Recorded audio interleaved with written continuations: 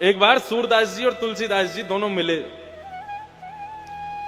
तो तुलसीदास जी महाराज राम जी के भक्त, सूरदास जी हमारे कन्हैया के भक्त। तो तुलसीदास जी अपने छोटे से रघुनाथ जी को अपनी गोदी में लिए और सीधे सूरदास जी की कुटिया में पहुंचे। ब्रजमंडल आए हुए थे। सूरदास जी के पास पहुंचे तो सूरदास जी ने बड़ा स्वागत किया, आओ भगत की। बोले महाराज आओ विराजो। तुलसीदास जी बोले आपके पद सुनकर के रोम रोम प्रफुल्लित हो जाता। तुलसीदास जी महाराज सूरदास जी दोनों का संवाद चल रहा, तो तुलसीदास जी ने थोड़ी सी छेड़छाड़ शुरू की, आनंद लेना शुरू किया। बोले कहां कमी रघुनाथ के, हमारे रघुनाथ जी में कोई कमी है जो तुम कन्हैया के पीछे पड़े रहते हो? सबको छोड़ो, हमारे रघुनाथ जी की शरण में आ जाओ। ये कन्हैया टेढ़ी टांग वाला, ये कभी ये वादे वाला आदमी नहीं है। हमारे रघुनाथ जी वादा करते हैं तो पूरा निभाते हैं। हमारे ठाकुर जी की शरण में आ जाओ। सूरदास जी बोले तुम्हारो रघुनाथ जो है का वो एक पत्नी व्रती है। वो एक पत्नी के अलावा दूसरे कोई को भी देखे तो वाकू या तो मैया समझे या बहन समझे। हमारो कन्हैया बहुपत्नी धारी है, ये सब कुछ स्वीकार करे, जो आ जाए वही को अपना ले। हमारो कन्हैया बढ़िया है। तो दोनों में आपस में संवाद चल रहा था। तुलसीदास जी बोले देखो भाई कुछ भी कह लो, हमारे राम जी बड़े हैं। सूरदास जी बोले नहीं देखो हमारे कन्हैया बड़े हैं, कन्हैया की तुलना मत किया करो। जबकि हैं दोनों एक ही, राम कृष्ण दो एक हैं, अंतर नहीं निमेश। यदि राम कृष्ण दोनों प्रकट हो जाएं तो आप ये नहीं बता सकते राम कौन है कृष्ण कौन है। केवल एक ही तरीका बताने का, आंखें देखो गौर से। जिसकी आंख मटक रही हो समझना कन्हैया है, जो गंभीर बैठा हो समझना राम है। इनके नयन गंभीर हैं, उनके चपल विशेष। जो कभी यहां देखे तो तुरंत यहां देखे और फिर यूं देखे, ऐसे देखे, यहां देखे, वो समझना ये कन्हैया है। और जो गंभीर दीर्घ गंभीर नेत्र एकांत करके बैठा हो राम जी। तो दोनों में आपसी विवाद हो गया। महाराज राम जी बड़े हैं, कन्हैया बड़े हैं। तुलसीदास जी बोले एक काम करो, तोल लो। तुम अपने ठाकुर जी को लेके तराजू में बैठो, हम अपने राम जी को लेके बैठे। जिसका पटला भारी वो बड़ा है। तो ठीक है। एक पेड़ पर तराजू लटकाया गया। सूरदास जी अपने गोपाल जी को लेकर के पहुंचे और तुलसीदास जी अपने रघुनाथ जी को लेकर पहुंचे। सूरदास जी महाराज जैसे एक पडले में बैठे तो कहकर जय हो मेरे गोपाल जी, लाज रखी हो, लेकर के बैठ गए। दूसरे पडले में तुलसीदास जी महाराज बैठे, जय हो मेरे श्री सीताराम, लाज रखी हो, बैठ गए। अब दोनों ही बैठे तो तराजू ऊपर नीचे होते होते होते होते आकर के रुका तो श्री तुलसीदास जी का पल्ला नीचे चला गया, सूरदास जी ऊपर लटक गए हवा में। सूरदास जी बोले कहा भयो? बोले कहा भयो नीचे पाम लटका के देखो। सूरदास जी ने पैर लटका के देखे तो हवा में थे। सूरदास जी समझ गए कि हम ऊपर आ गए, ये तुलसीदास नीचे पहुंच गए, मतलब राम जी बड़े। तुलसीदास जी बोले अब हमने सिद्ध भी करवा दिया, राम जी बड़े हमारे। कन्हैया वनैया को छोड़ो, रघुनाथ जी की शरण आ जाओ। सूरदास जी ऊपर पटला से कूद गए नीचे, अपने ठाकुर जी को लेकर के कुटिया में आ गए और सिंहासन पर ठाकुर जी बैठा दिए और गुस्सा होकर के सूरदास जी बैठ गए। गला फाड़ फाड़ के तुम्हारा कीर्तन करता हूं, दिन रात तुम्हारे गुणगान गाता हूं, मुझे आंखें नहीं दी, नेत्रहीन बना दिया, फिर भी आपका एक क्षण के लिए भी मैं त्याग नहीं करता हूं। आज मां तुलसीदास के सामने मेरी नाक बचाने की जब बात आई तो मेरी नाक कटवा दी आपने। सक्टासुर मारने के लिए आया, इतने बलवान हो गए। पूतना मारने के लिए आई, 7 दिन के इतने बलवान हो गए। कंस को दोनों भुजाओं से उठा करके फेंक दिया। अरे और तो और गिरिराज जी को अपनी कन्नी उंगली पर धारण किया, वहां इतने बलवान बन गए और यहां अपने भक्त की लाज बचानी तो हल्के बन गए। नेक थोड़े से भारी है जाते, मेरो पडला नीचे आ जा तो तुलसीदास के आगे मेरी नाक थोड़ी ऊंची हो जाती। अभी अन्योन्याश्रय हो गया ना। वो कह रहा है कि अब अपने ठाकुर जी को छोड़ो, मेरे ठाकुर जी की शरण में आओ। उसके ठाकुर जी बड़े हो गए तो ठाकुर जी प्रकट हो गए। बाबा दोनों हाथों से उनके गाल पकड़े। मोसो नाराज क्यों है रहे हो?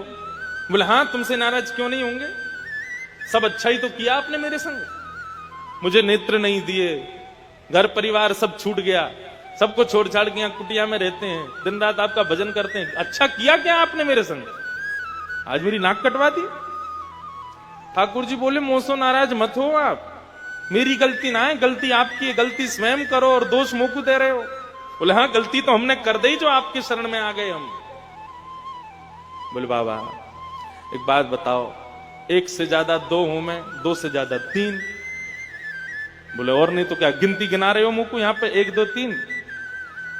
गोपाल जी बोले बाबा आप पटला में बैठे, आपने कहा कही जय हो मेरे गोपाल जी मेरी नाक बचाइयो, कही एक तो मैं गोपाल जी, एक आप, दो लोग। और वो तुलसी बाबा बैठो का ने कहा कही जय हो मेरे श्री सीताराम, एक तो सीता जी, दूसरे राम जी, तीसरा वो बाबा। मां तीन बैठे, यहां पे दो बैठे, तो दो को पटला भारी होगा कि तीन को भारी होगा? बोले तीन को भारी होगा। बोले तो यही तो गलती है गई, आप भी कहते जय हो मेरे राधे गोपाल प्रभु, तो हम भी दोनों आ जाते, आपके पटला को नीचे ही लाते। अब दो ही बैठे थे तो पटला तो ऊपर जानो ही हो। सूरदास जी बोले जल्दी बैठो मेरे संग, गोदी में आओ। गोदी में लिए ठाकुर जी फिर से गए तुलसीदास जी के पास। सूरदास जी बोले फिर से तराजू टांगो। तुलसीदास जी बोले क्यों? बोले पहले एक गलती हो गई थी, अब हम दोबारा समझ के आए, अब की बार नाप तोल करवाओ। तुलसीदास जी बोले एक ही बार होगा, अब तो हम समझ गए कि तुमको किसने पढ़ा लिखा के भेजा। सूरदास जी बोले नहीं नहीं नहीं, एक बार और तराजू लगाओ, फिर से तुलना होगा। तुलसीदास जी ने सूरदास जी को हृदय से लगाया, बोले मुझे को सब पता है कौन आया था, आपको क्या बता के गया। तो इसको कहते हैं एकांतिक मति।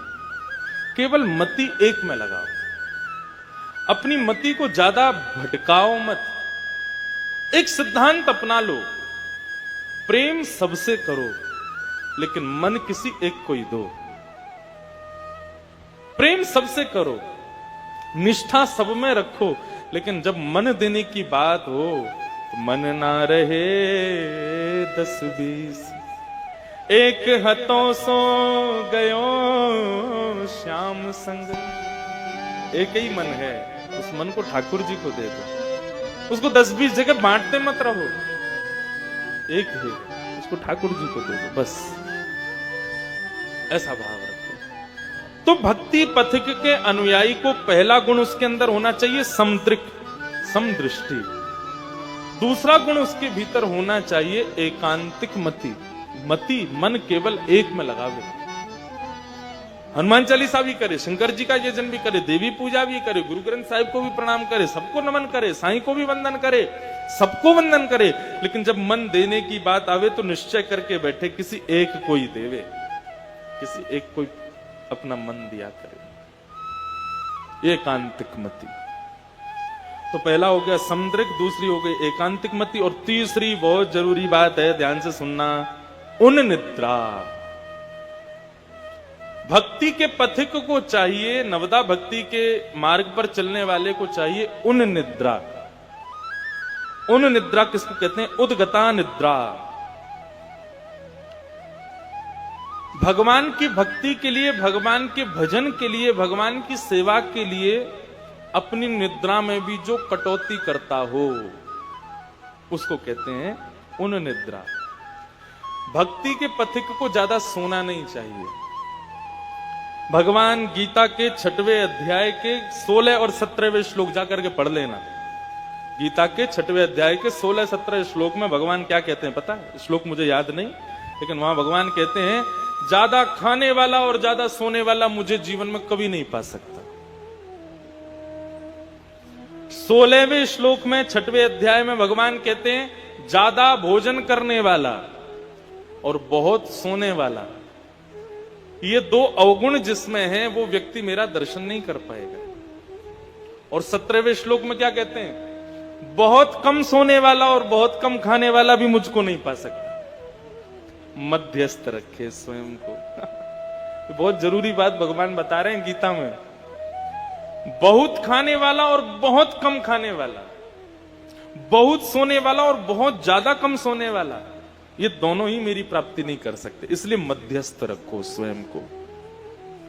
भोजन के लिए नहीं जीना, जीने के लिए भोजन करो।